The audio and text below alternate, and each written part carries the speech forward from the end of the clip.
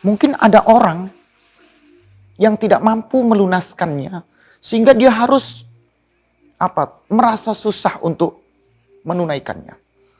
Aisyah radhiyallahu taala anha misalnya.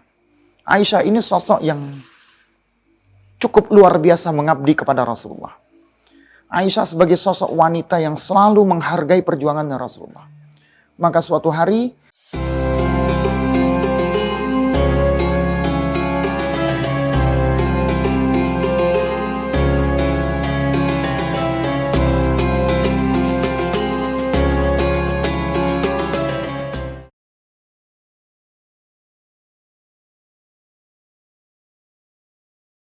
Bismillahirrahmanirrahim. Assalamualaikum warahmatullahi wabarakatuh. Alhamdulillah, di pengawal bulan Ramadan 1442 Hijriah ini, kita mengawali dengan hati yang bersih, mengawali dengan ruh jiwa yang tenang, mendekatkan untuk menggapai ketakwaan Allah Subhanahu wa taala. Dalam kajian saat ini saya akan mengangkat ada ketika seseorang itu tidak mampu melunasi hutang ibadah puasa di bulan Ramadan di tahun yang lalu. Lalu apa yang harus dilakukan? Hutang puasa belum selesai di bulan Ramadan yang lalu, tapi saat ini sudah masuk kembali pada bulan Ramadan yang berikutnya. Nah, kita akan menjelaskan sedikit tentang seperti apa ibadah puasa di bulan Ramadan di saat ibadah itu tidak mampu kita lakukan. Pada intinya, pada hukumnya, seseorang yang tidak mampu menunaikan ibadah puasa pada bulan Ramadan, baik disebabkan karena ia sakit, baik disebabkan karena dia harus melahirkan putranya atau putrinya, baik ia dalam perjalanan atau uzur yang lainnya. Maka Allah Subhanahu wa taala memberikan keringanan kepada yang bersangkutan untuk menggantinya di hari-hari di luar bulan Ramadan. Faman kana minkum marida, barang siapa yang di antara kalian dalam keadaan sakit, aw ala safar, atau ia dalam perjalanan, fa'iddatu min ayyamin ukhar, maka untuknya kewajiban untuk menggantinya pada hari yang lainnya, yaitu pada hari di luar bulan Ramadan. Al-Baqarah 184. Tapi yang menjadi renungan untuk kita, orang ini ada yang dengan sengaja, dia qasdan wa amdan, dia sadar, dia tahu, dia mampu, dan dia bisa untuk membayar hutangnya. Tapi ada orang yang tidak sadar. Mungkin karena lupa, kesibukan, atau pengabdian. Maka bisa jadi itu tidak mampu untuk dia bayar hutang ibadah puasa di bulan Ramadan. Nah, dari sinilah kita melihat ada uzur sebenarnya. Dia mampu atau tidak. Dia sadar atau tidak. Dia ingat, ya, tahu, atau mungkin karena dia khilaf, tidak mampu melaksanakan ibadah itu dan tidak mampu membayarnya di bulan yang kemudiannya. Nah, sebagian ulama bersepakat pada intinya orang yang memiliki hutang dalam puasa di bulan Ramadan, dia punya kewajiban untuk menggantinya di bulan-bulan dan hari yang lainnya. Seperti 184 dari surah Al-Baqarah itu tadi. Tapi itu andai kata dia mampu melaksanakannya. Dia punya kewajiban untuk menggantinya. Ya. Karena itu adalah bagian dari sebuah kewajiban yang harus ditunaikan sebagai seorang muslim, yaitu menunaikan ibadah puasa. Apalagi ini masuk dalam rukun Islam, yaitu kewajiban untuk melaksanakan atau menunaikan ibadah puasa. Tapi mungkin ada orang yang tidak mampu melunaskannya, sehingga dia harus merasa susah untuk menunaikannya. Aisyah radhiyallahu taala anha misalnya. Aisyah ini sosok yang cukup luar biasa mengabdi kepada Rasulullah. Aisyah sebagai sosok wanita yang selalu menghargai perjuangannya Rasulullah. Maka suatu hari Aisyah ini tidak mampu melunasi ibadah puasanya di bulan Ramadan, sehingga akhirnya ingin masuk pada bulan Ramadan berikutnya, ini baru masuk di bulan Sya'ban. Jadi Aisyah mau tidak mau saat itu melunasi, mengqadha ibadah puasa di bulan Ramadan pada bulan Sya'ban. Sebagaimana dalam hadis Bukhari dan Muslim disebutkan, dulu aku pernah memiliki hutang puasa di bulan Ramadan. Lalu aku tidak mampu untuk menyempurnakannya. Tidak mampu menyempurnakannya, tidak mampu melunasinya, artinya tidak mampu untuk segera menunaikan atau membayar hutang di bulan Ramadan tersebut. Dan akhirnya Aisyah pun melunasinya pada bulan Sya'ban. Nah, ini tentunya ada uzur.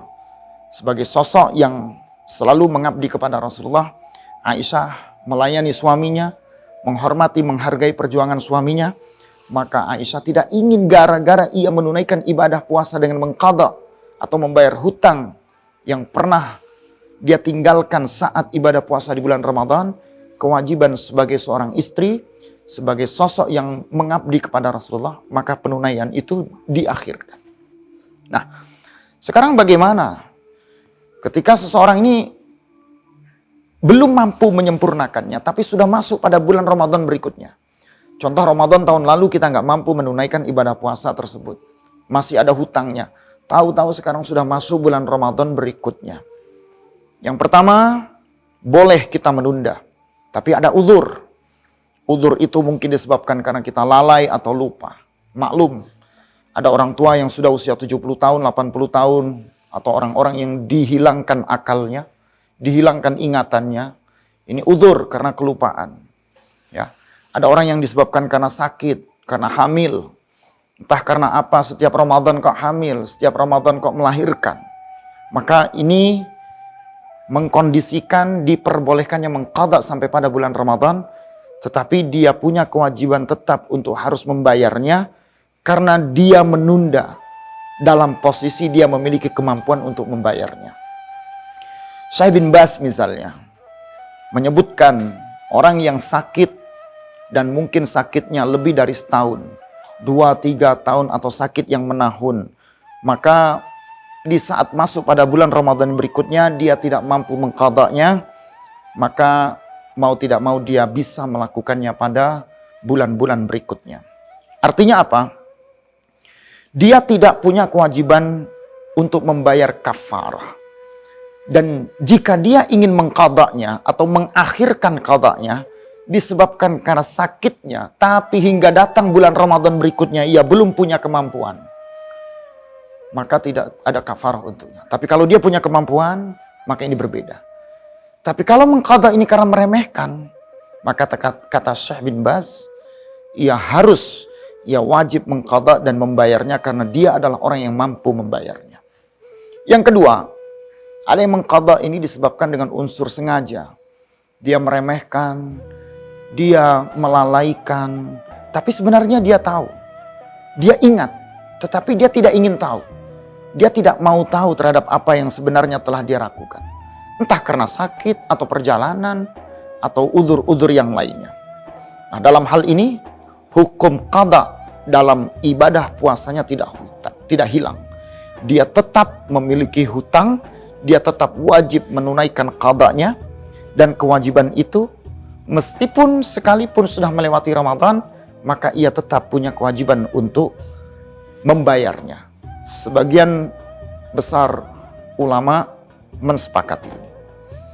Atau di alternatif yang kedua, karena dia dengan unsur kesengajaan memainkan, contoh bertahun-tahun kita ini nggak pernah berpuasa, kadang-kadang bolong-bolong puasanya.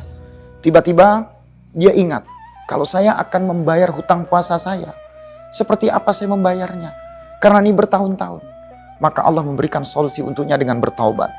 Bertaubatlah, kembalilah kepada jalan Allah yang benar. Jadi apa yang berhubungan dengan dosa-dosa yang pernah dia tinggalkan karena dia tidak berpuasa, pertaubatan itulah yang menggantikan atau sebagai kafarah atas dosa yang pernah dia lakukan. Yang ketiga, seperti apa ketika ini menjadi kafarah? Seperti apa ketika ini menjadi beban yang harus dia bayar? Nah, ada beberapa pendapat di sini yang dapat kita sampaikan. Seperti Imam Asy-Syaukani menyebutkan, dia wajib membayar kafarah, dan ini adalah kewajiban yang harus dilakukan dan disepakati oleh ulama pada umumnya. Sebagai contoh, pembayaran kafarah dapat dilakukan dengan memberi makan orang-orang yang tidak mampu, orang-orang miskin, orang-orang yang membutuhkan dalam hidupnya, dan ini diukur dengan seperti apa biasanya dia makan dalam kesehariannya. Ada pendapat yang kedua, dia tidak wajib kafarah. Kenapa tidak wajib kafarah?